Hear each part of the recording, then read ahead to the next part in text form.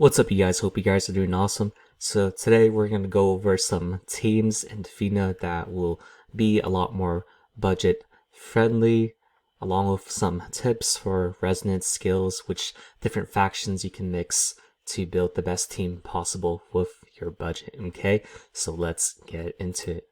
So before we do, just know that this is all speculation. Don't invest more than what you can lose. Assume that you will lose everything and you won't get rich quick, especially in a super high risk field such as NFT gaming. And please do your own research. Don't trust random people off the internet like me with your financial well-being, okay? So let's get into it.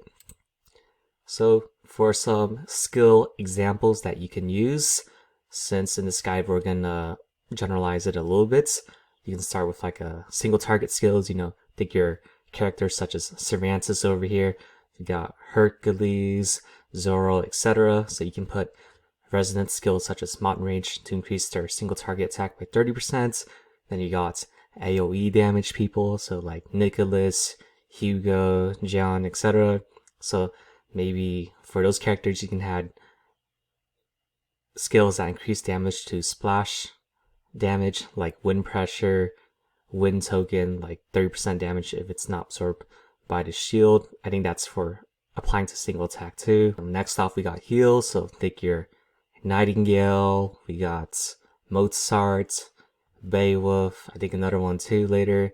So the main element heal to the team is plus 10%, or you can go the opposite route where you go for the damage too, then that also counts as healing, so that could help too.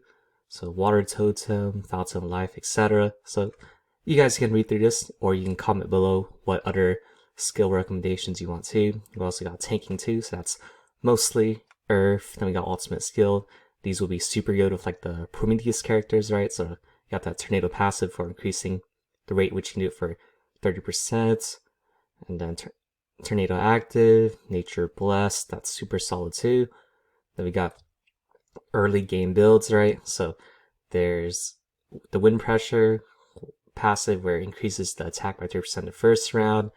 Then you got your wind many elements. That's like the meta right now where a lot of people are using it to attack twice in the first round, and they're hoping to crit to take you out in the first 1 or 2 rounds. So that seems to be a popular one, so maybe there'll be a meta build that will counter that. Then we also got Frost, where the target loses 40% of their HP if they're over 70%. High pressure, plus 20%. I think that's with the lightning element for if they're above 80 HP. Then you can also go to opposite route, late game, right? So you got Fire Totem, where you increase damage when they're less than 50% HP. Then Scorching Sun, plus 8% damage per hit. Deep Water, plus 35% attack if their energy is less than 50. Lightning Totem, which is similar to Fire Totem skill, except now it's with crits. We got Lightning Active. After your crit, next damage plus 15%. So maybe you can do that with a high crit team, like a Thoth's book or something. And then you got your lightning passive, so plus 20% if the target is less than 50% HP, and etc. So you can feel free to click the link below to learn more about all of these, but let's get into the teams, okay? So we got the Prometheus Power Puffs. So for the first team, it's a little bit pricier. We'll have 2 SS characters. First one is Hercules, where we'll focus on single target damage and just doing a lot of her ultimate skill. So we can focus on late game 2, where you do different elements to add damage to her whenever the opponent has less than 50% HP, as the ones mentioned before. You can also do Cervantes too, where she's also single target damage and also ultimate skill. However, maybe she goes for a more early game build where she has those resonance skills where they do more damage when the target is above 70 or 80% HP, like Frost or that one lightning one. Then we got Mozart to heal your Hercules Cervantes too. Then you got Yi-Sun, he's more of a air effect damage, and then he can also tank for Mozart too. And then for the main elements, you can probably get 4 lightning to max the Prometheus faction bonus, because I think that'd be like 30% more crit in total, because each character will be plus 8% crits. On top of that, if you have 4 lightning characters, I believe you get an extra like 20 energy or something like that. So for actual rebirthing your character's stats.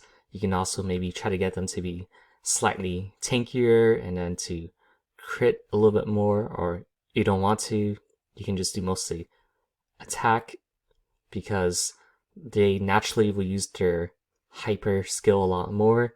Then you can also rebirth them until their hyper skills are very high, because I think there are like 5 different tiers for each skill in progressive damage order. Then next one, we got 1SS, 1S, 1S, and 1S. Oh, we got 3S. Okay, so we got Cervantes, where she's playing the same role as the first team. Then we got Mozart, same role too. Then now we have Beowulf coming in, so she's gonna play more of like the tank and maybe single target damage. So maybe she can be added with different skills that will give her more damage early game, like Frost or those other ones that increase damage whenever they attack first. And then you got Yi Sun, who's also air effect damage. He can also tank for Mozart too. Then you got the third tier, which is now cheaper. So now we got 3S and 1A. So same ones as before, Mozart, Beowulf, and Yi Sun.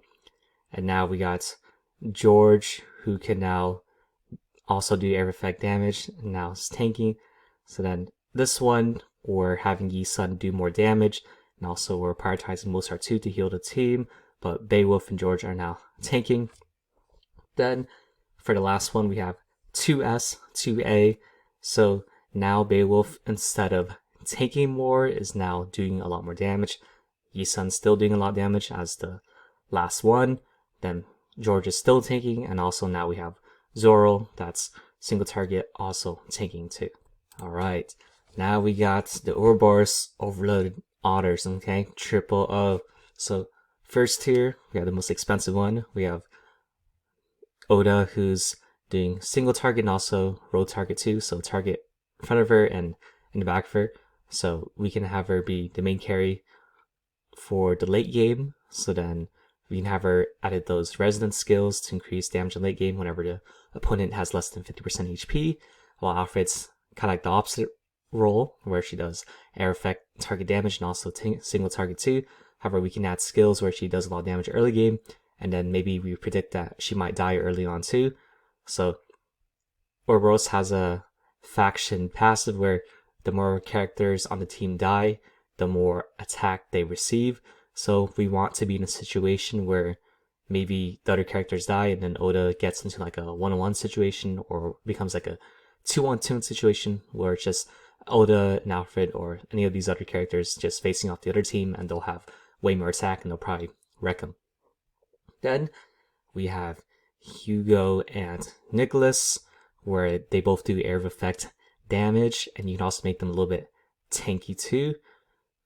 And if you want, you can have them focusing on the ultimate skill too, so that when they do their ultimate skill, you like destroy the other team.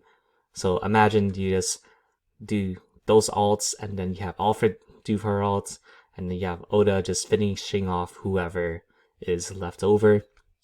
Then for the actual elements, you can have fire, where I think that's plus 8% damage for the passive, and then for other ones, increases when you attack people with shields. So this could be a good advantage over the Athena's Aegis, where they have their own passive shields, and it also does more damage for people who are below 30% HP, I believe.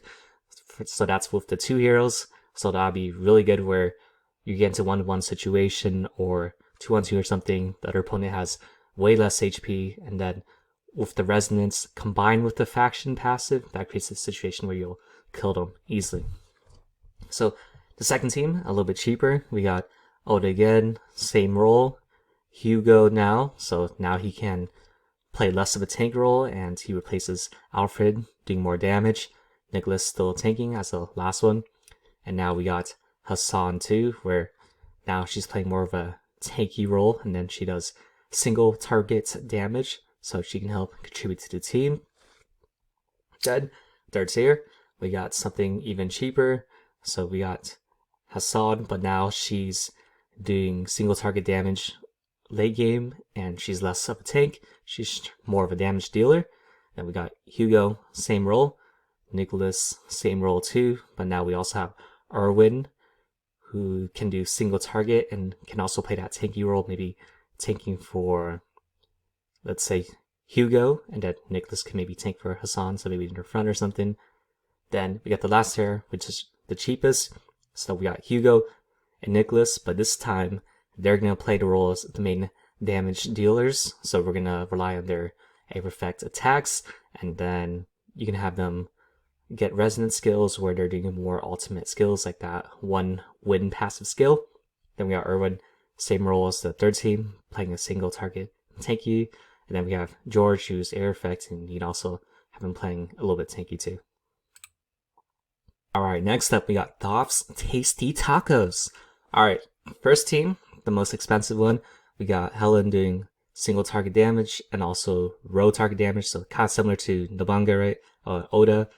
So we can have her focusing on target damage late game and also her ultimate skill. Then we have Paris, who does air effect target, I think to rows. So, but they do it like horizontal, front to back, I believe. So we can have them focusing on doing early game where he does more damage with the element skills and then ultimate skill too. Then we have Elizabeth, so this is the only team with 3 SS because I think the Thoths doesn't have enough S characters. So Elizabeth could be the tank for any of the other 2 mentioned before, where she's also tanky, but she also targets single target people. And then we have Homer, who has a very unique skill where if she does her ult, then her teammates receive a shield based off her attack, like 300-400% or something. She also does row damage too, so she does air effect too.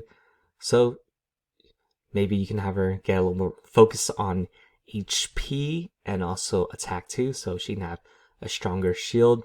So you can also go for 4 fire or 4 wind if you want to deal more crits. So then you can also rebirth with more HP and attack, since Thoth's book characters naturally have more crits, so you don't really need to input them as much. Then with the second team, we got Paris with the same role as before, or you can make him late game too if you want to survive. We got Nightingale, where she's healing her teammates and her ultimate skill too. We got Homer playing the same role as before, and Akachi, where he can also play a little bit tankier and single target damage. Then third team, we still got Nightingale playing the same role, but now we're gonna mix it up a little bit, right? So we still got Homer playing the same roles before, but maybe we can have her be a little bit less tanky, doing more damage. Akechi, same roles before, but now we also have Hanzo, who will be probably the main damage dealer to single target people. She's very OP right now. So Hanzo's from Athena's Aegis, right? So since we have Nightingale, who will heal her teammates, we can afford to be a little bit more aggressive. So maybe even with Akechi, you can have her be slightly more tanky, but mostly attack too. Then that combined with the Thoth's book's natural crit ability, that will be a very awesome build. So then for the cheapest build, we got Nightingale, same role, Homer, same role, Akechi, same role, but now instead of Hanzo, we have Erwin, who has decent single target damage as the second damage dealer.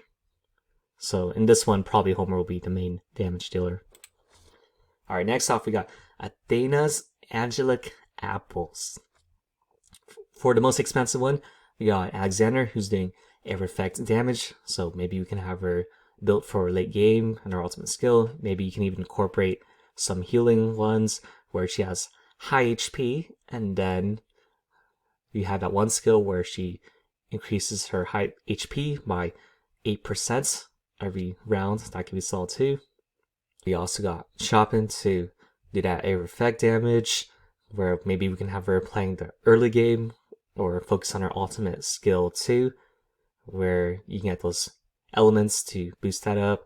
Then we got Hanzo, as mentioned before, doing the single target damage. Maybe you can build her to be a little bit tankier too. Then we got John, who's air effect damage and also playing a similar role to being tanky. So since Athena's Aegis is naturally tanky, right, where they have their 20% shield bonus and also that 10% bonus for the character with the lowest HP at the end of the round, we can be a little bit more aggressive, where maybe Hanzo and Jian, even though they're playing the kind of tanky role, they don't have as much HP, however they have more attack or crits.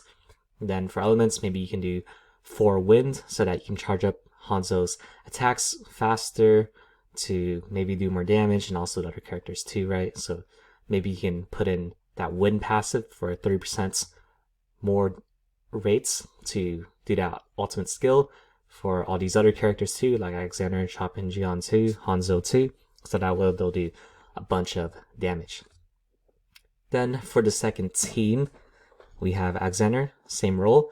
Now we have Cleopatra, who will replace the role of Chopin.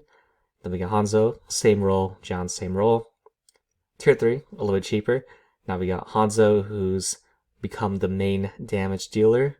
So she does single target damage, her ultimate skill. We got John, who's playing the same role as before. Then Cleopatra, now she'll become the secondary damage dealer, right? And she could also be early game too from the elements. And then we also have Nightingale too, who will help Hanzo and the other characters heal. So that'll be solid.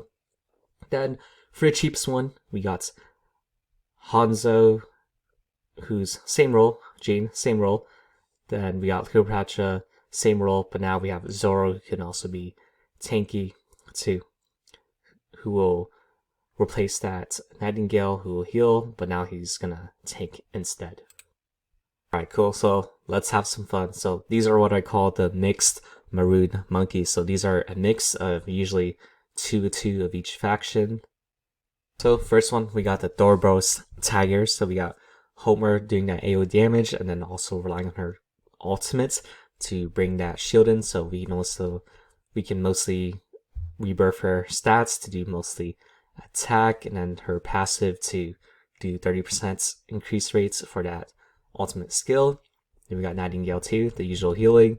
Then we got Nicholas doing air effect damage, focusing on the early game. Then Hugo, air effect damage, focusing on the late game. So we have an overall balanced team. Next one, we got Hit Me With Your Best Shot. So these are people who focus on single target damage. Like we got Hanzo, we got Zoro too, taking 4. We got Beowulf, single target tanky for natural heal too. Then also we got John too to support with a little air effect damage too. Then we have Hanzo's little helper. So I'm a big fan of Hanzo. Okay, so we got Hanzo, who's mostly doing the damage. We got Nightingale to help heal her to support. We got Mozart to also help heal her supports. And we have Mozart to also support with her ultimate shield, and also to do some damage too with air effects. So with this team, you're like trying to stall out the game until Hanzo keeps doing her ultimate over and over to just like one-shot the other team. So this is very similar to Prometheus's fire build with Hercules and what's her face? I forgot the other one, Cervantes, who's doing single target damage. But now we're just gonna focus on healing them over and over. So maybe you could replace Hanzo and Homer with Hercules and Cervantes, and that could work. Then we got the Bomb Squad. So these are people that do a lot of air effect damage. So we got Alexander with ultimate just attacking everyone. We got Alfred, same thing. Nicholas, same thing. Hugo, same thing. So these, maybe if you do the hyper skill effects, then you can like increase the rates by 30%, at which you can do the skill. And then I believe there was another win skill, which was if the hero's speed was over 200, you have a plus 20% chance to do a hyper ultimate skill. So maybe you just rely on mostly doing those ultimates, and then maybe you could destroy the opponent in 1 or 2 rounds. Then you combine that with Fighter Lightning for the crit damage, or win to attack them first, and that'll be super crazy. Alright, so that's it. Thank you guys for watching. Feel free to like, comment what you think of it. Let me know what are your favorite builds in this video, and also favorite builds that you've built on your own. I'm very curious to learn more about them. And feel free to subscribe if you want to see more content like this. And here are some referral codes in the caption or MetaMask address if you want to donate, if you want to support the channel a little bit more, okay? And most importantly, these videos are for entertainment purposes and are not recommendations, as I'm not a licensed professional. You win in crypto by surviving long term and by collecting blue chips early. So this could potentially be Defina, but who knows, right? So this also means limiting excessive leverage, less liquidations, and by protecting your capital. So the longer you stay in the game, the longer you protect your capital, the less meme coins you go after, the more gains you will get in the long term, as NFT gaming is probably going to 100 to 1000x within the next 10 years, okay? Furthermore, the best investments are the ones where you have the greatest conviction in through doing your own research, so not relying on random people. By the time you hear it on YouTube or Twitter, it's probably too late, okay? Furthermore, the best play isn't some tokens, it's through contributing your unique personality and skill set to an awesome community's needs, right? So it's not some random meme coin, it's by finding or sometimes even creating the community that you really like, that you really love, and then contributing your new personality and skill set, whether that be research, creating content, coding, marketing, artwork, whatever it is, you're unique, you have your own special skills that are super valuable inside you. So someone out there is going to value that a lot. So it's up to you to take that initiative to put yourself out there to really go for the best play in crypto, which is you. So thank you guys for watching and talk to y'all next time.